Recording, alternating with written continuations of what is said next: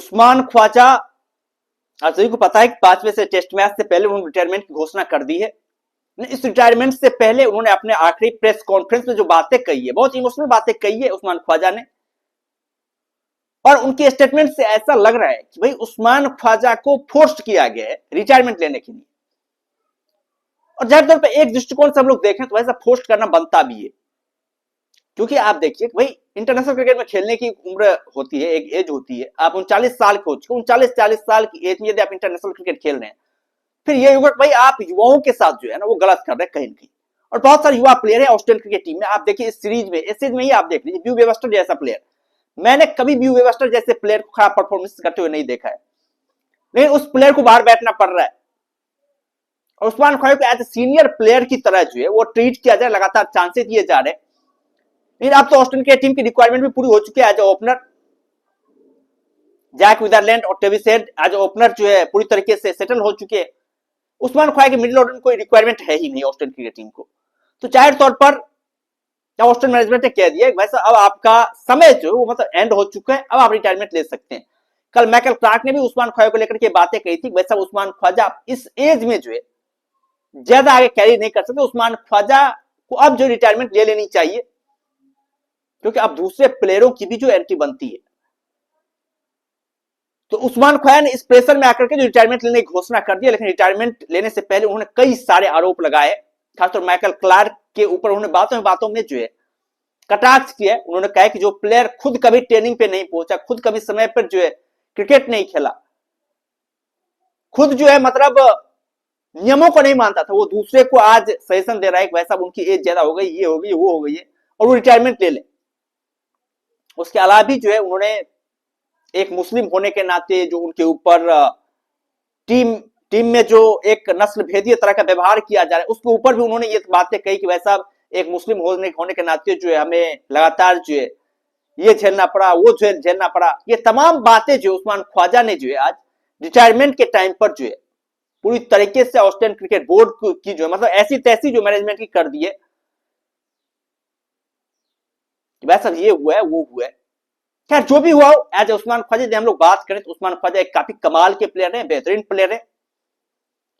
Ricky Ponting के चोटिल होने पर इन्हें जो जगह मिला, उसके बाद से उस्मान ख्वाजा ने कभी पीछे पलट करके नहीं देखा। पहले नंबर 3 पर आते थे, फिर उन्हें ओपनिंग में जगह मिला, जहां भी उन्हें खिलाया गया काफी कमाल का परफॉर्मेंसेस किया, बेहतरीन परफॉर्मेंसेस किया। ऑस्ट्रेलियन क्रिकेट टीम के एक सुपरस्टार बनकर के जो है उस्मान ख्वाजा निकले। ताकि आसान नहीं होता है एज ए मुस्लिम, मतलब पाकिस्तान के वो प्लेयर थे, पाकिस्तानी मुस्लिम प्लेयर का जो मतलब ऑस्ट्रेलियन क्रिकेट टीम में यहां तक पहुंच पाना, इस तरह का सफर जो है आसान काम नहीं होता है। लेकिन जिस तरह का मुकाम उन्होंने हासिल किया है, बाकी वो एक धैर्य, संतुलन, संयम और प्रैक्टिस की जो है वो एक मिसाल बन गए उस्मान ख्वाजा युवाओं के लिए। वैसा यदि आपके पास इच्छा शक्ति हो ना तो आप कहीं से कहीं पहुंच सकते हैं। इतना लंबा करियर बना पाना, इतने लंबे समय तक ऑस्ट्रेलियन क्रिकेट टीम में भाई साहब खेल पाना आसान काम नहीं होता है, बहुत ही मुश्किल काम होता है, बहुत दुष्कर काम होता है, क्योंकि बहुत प्रतिस्पर्धी क्रिकेट है। वहां पर एक से एक सुपरस्टार प्लेयर है, एक से एक लीजेंड प्लेयर है, उस बीच में आपने अपनी पाइट बनाई है, आप वहां तक पहुंचे, बहुत बड़ी बातें होती है, बहुत बड़े अचीवमेंट होते हैं। वो सारे अचीवमेंट उस्मान ख्वाजा ने हासिल करी। हालांकि स्मिथ बॉल फॉरवर्ड उनका उस तरह करियर नहीं रहा, उस तरह करियर नहीं बना पाए, फिर भी टेस्ट में उन्होंने एक लीजेंडरी का स्टेटस जो है वो हासिल किया उस्मान ख्वाजा ने। काफी बेहतरीन प्लेयर है, कमाल के प्लेयर रहे ऑस्ट्रेलियन क्रिकेट टीम के लिए। और जाहिर तौर पर जो कारनामा वो करके जा रहे हैं, उस कारनामे को जो है मतलब सालों सालों तो याद किया जाएगा। हालांकि उस्मान ख्वाजा को लेकर के तीसरे टेस्ट मैच से ये बातें चल रही थी उस्मान ख्वाजा को बाहर कर दिया जाएगा, लेकिन आप सौभाग्य देखिए, किस्मत देखिए, वैसा वहां पर स्टीव स्मिथ चोट होकर के बाहर हो गए, फिर उस्मान ख्वाजा को चांस मिल गया।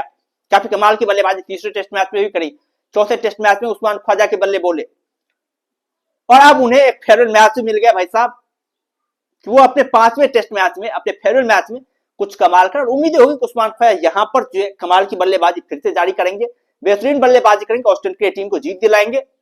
उसके बाद से जो रिटायरमेंट की घोषणा करते हुए उस्मान ख्वाजा नजर आने वाले। बेशक काफी बेहतरीन प्लेयर है, काफी गजब के प्लेयर है उस्मान ख्वाजा, और ये बातें उन्होंने अपने बल्लेबाजी के जरिए साबित करी। डेविड वार्नर के ही पार्टनर थे, डेविड वार्नर के साथ ही ये खेले हैं, उन्हीं के साथ जो है इनका करियर शुरू हुआ है, उन्हीं के साथ इनका करियर मतलब पीक पे गया है। काफी कमाल का जो कारनामा किया, और शायद अब रिटायरमेंट बनता भी है उस्मान ख्वाजा का। अब उस्मान ख्वाजा को दिल से ये बातें एक्सेप्ट करनी चाहिए कि वैसा 39-40 साल की एज में यदि आप प्रतिस्पर्धी क्रिकेट खेल रहे हैं तो वैसा भी आपके लिए नहीं है, क्योंकि बहुत सारे युवा बहुत दिन रात पसीने बहाते, दिन रात मेहनत करते ताकि वो एक बार टीम की जर्सी पहन करके मैदान पर उतरे। आपने इतने सारे मैचेस खेले, इतने सारे आपने मोमेंट देखे, तो जाहिर तौर पर आपका रिटायरमेंट लेना तो बनता है। खैर आप लोग क्या कहना उस्मान ख्वाजा को लेकर के, जो रिटायरमेंट लेकर के उन्होंने स्टेटमेंट दी है, जो बातें उन्होंने करी है अपने रिटायरमेंट को लेकर के, उसको लेकर के आप लोगों का क्या कहना है? आप लोग क्या सोचते हैं उस्मान ख्वाजा के बारे में? आप लोग अपना राय जो है कमेंट बॉक्स में दे सकते हैं। बाद बाकी यदि चैनल पर नहीं है तो चैनल को जरूर सब्सक्राइब कर सकते हैं ताकि आने वाले वीडियोज की लेटेस्ट नोटिफिकेशन जो है आप लोगों तक पहुंचती रहे। बाद बाकी हम लोग फिर मिलते हैं नई वीडियोज के साथ, दमदार कंटेंट के साथ, बेहतरीन कंटेंट के साथ। तब तक के लिए धन्यवाद।